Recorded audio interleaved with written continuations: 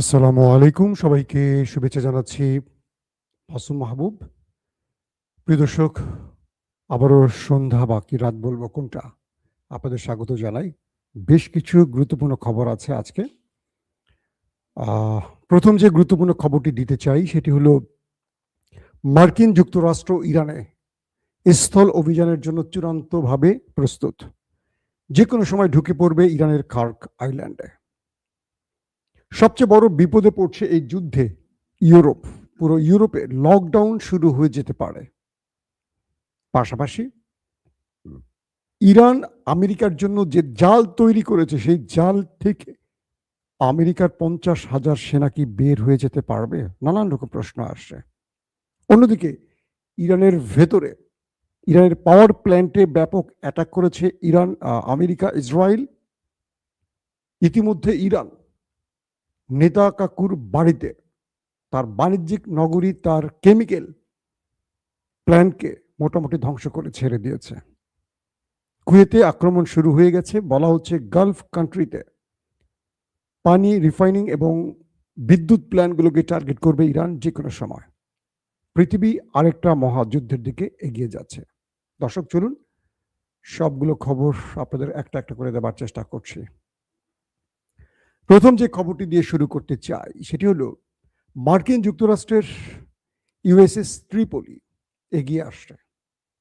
আপনারা জানেন George W Bush তাদের রণতরী 3,500 যোদ্ধা নিয়ে এটি ইরানের দিকে এগিয়ে আসছে। প্রথমে আব্রাহাম লিঙ্কন এগিয়ে এসেছিল, ইরান পিটিয়ে সেটাকে গ্রিস বন্দরে পাঠিয়ে দিয়েছে।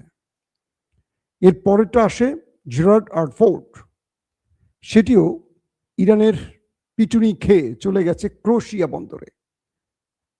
এই দুটো পৃথিবীর সবচেয়ে বৃহৎ রণতরী এই মুহূর্তে চিকিৎসাধীন আছে।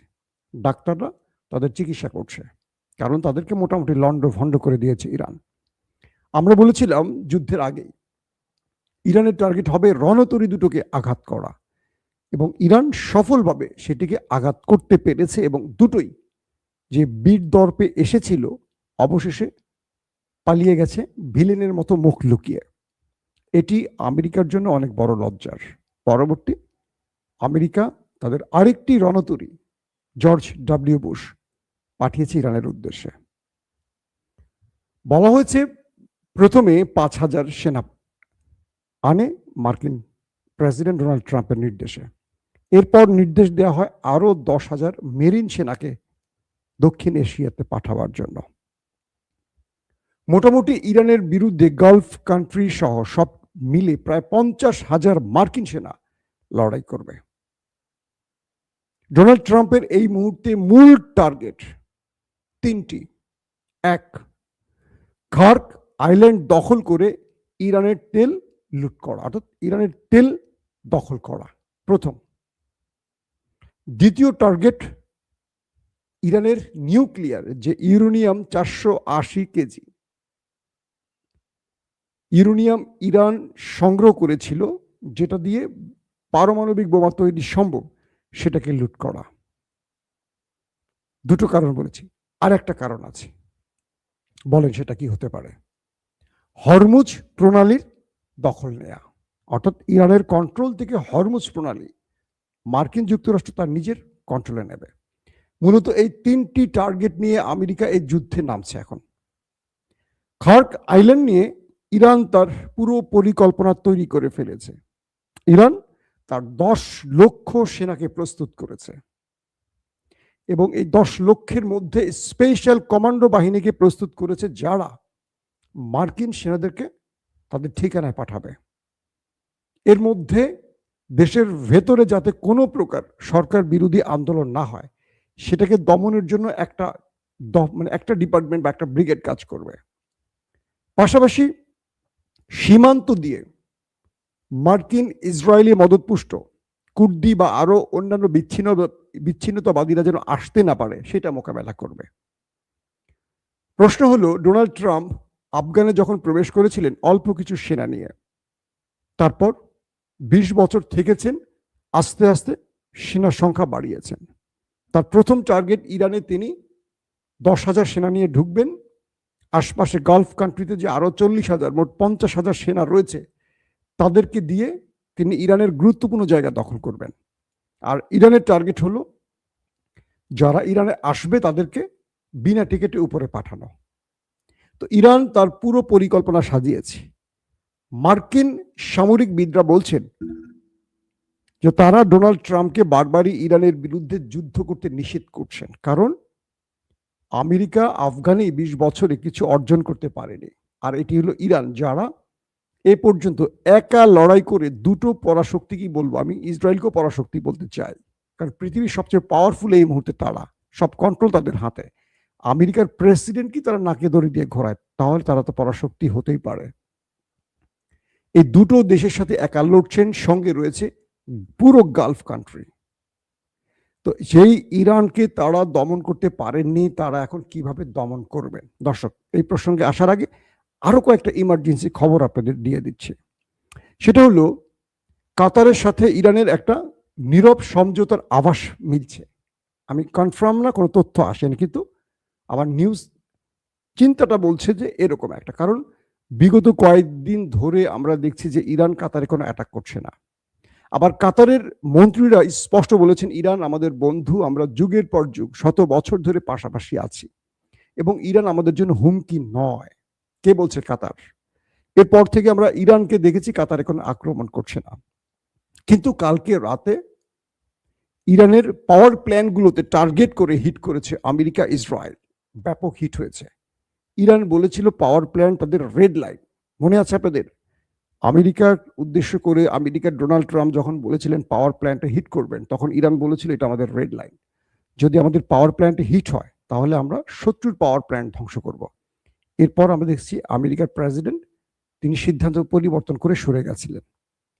অবশেষে তথ্য এসছে যে ইরানের ভেতরে রাতে ব্যাপক অ্যাটাক হয়েছে পাওয়ার প্ল্যান্ট টার্গেট করে। বিভিন্ন শহরের বিদ্যুৎ বন্ধ হয়ে যায়, পরবর্তী বিকল্প পন্থা সেই বিদ্যুৎ আবার অন হয়। ইরানের ভেতর থেকে কয়েকটি সূত্র বিষয়টি স্বীকারও করেছে।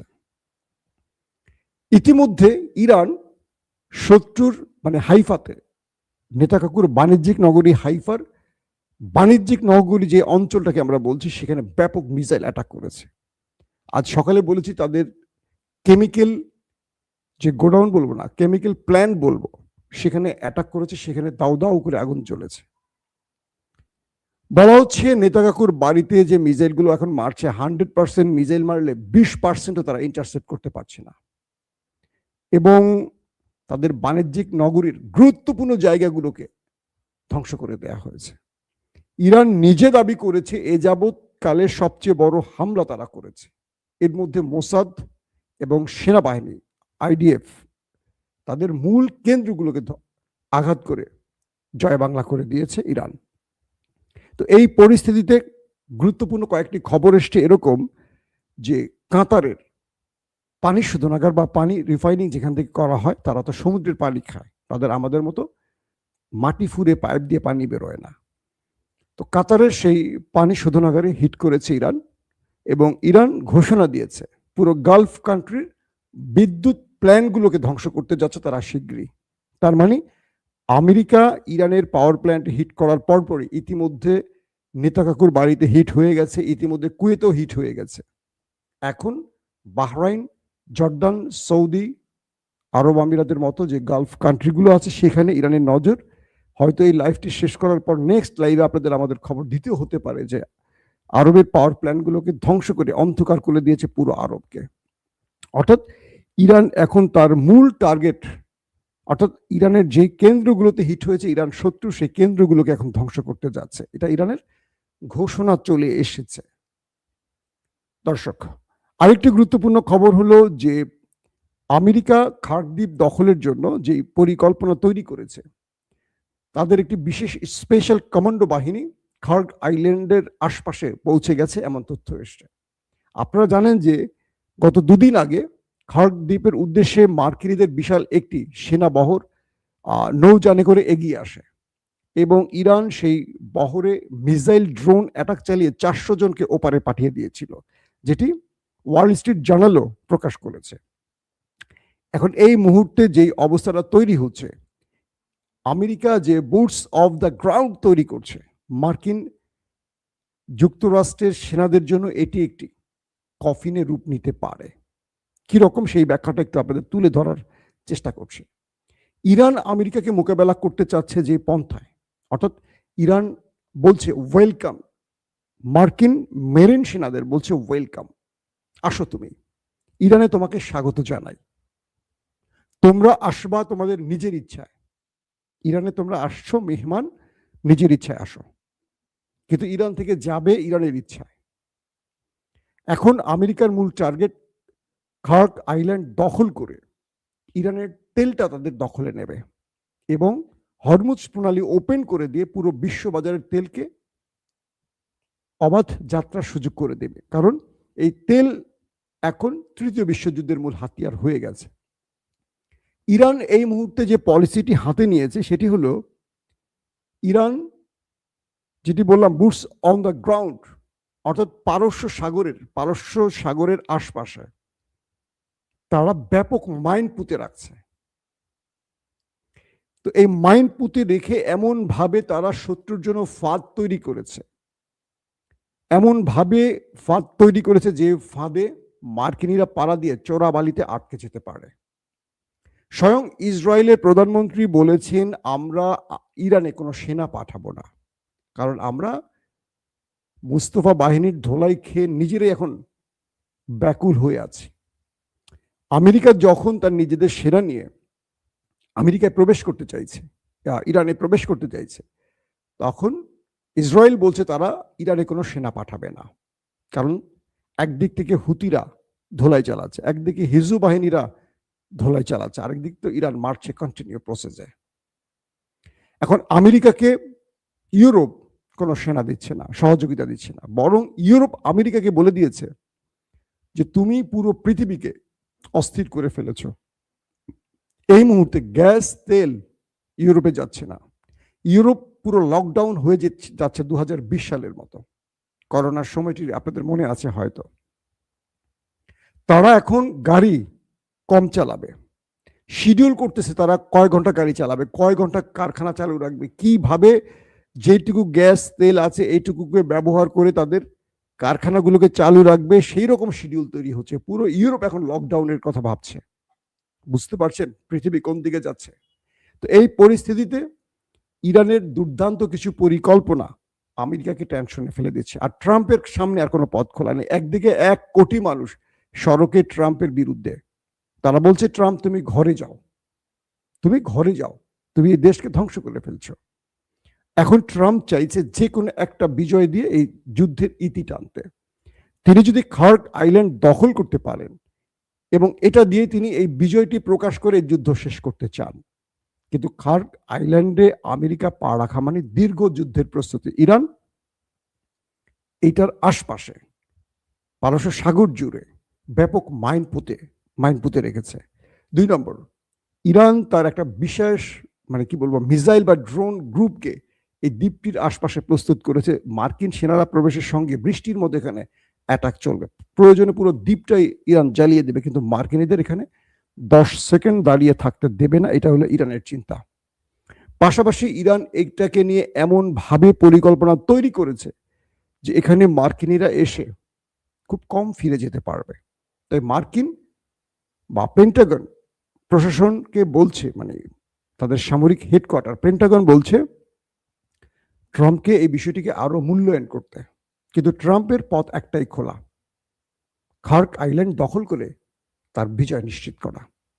কিন্তু খার্ক আইল্যান্ড দখল করে এই দখল ধরে রাখা ট্রাম্পের জন্য কতটা ক্ষতিকর, এটা আমি পূর্বে বলেছি, আজকে নতুন করে বলছি, যে ইরান একটি রাষ্ট্র থেকে প্রায় 8-10টি রাষ্ট্রকে নিয়মিত মারছে, সে ইরান ছোট্ট খার্ক আইল্যান্ডকে ডুবিয়ে দিতে কয়েক সেকেন্ড সময় নেবে না। 2 নম্বর, যে ইরানের ইউরেনিয়াম আমেরিকার দ্বিতীয় টার্গেট, ফোর্দো যে পারমাণবিক প্রকল্প, সেখান থেকে যে ইউরেনিয়ামটা হঠাৎ করে গায়েব হয়ে গেছে, এটা এখন আমেরিকার মূল টার্গেট।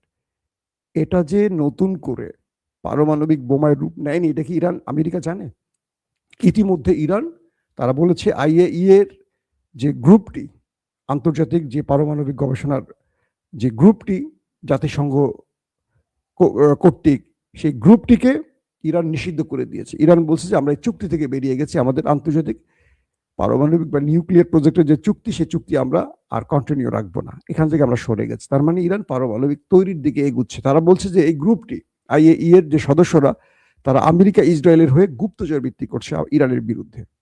তো সবকিছু মিলে এটা একদম স্পষ্ট হয়ে গেছে যে ইরান আমেরিকার জন্য যে ফাঁদ পেতেছে, আমার কেন জানি মনে হচ্ছে ডোনাল্ড ট্রাম্প সেই চোরাবালিতে পা দিতে যাচ্ছে। প্রিয় দর্শক, রাত 11টা থেকে 12টায় আবারও হাজির হওয়ার চেষ্টা করব। সে পর্যন্ত প্রত্যেকে ভালো থাকবেন। আল্লাহ হাফেজ।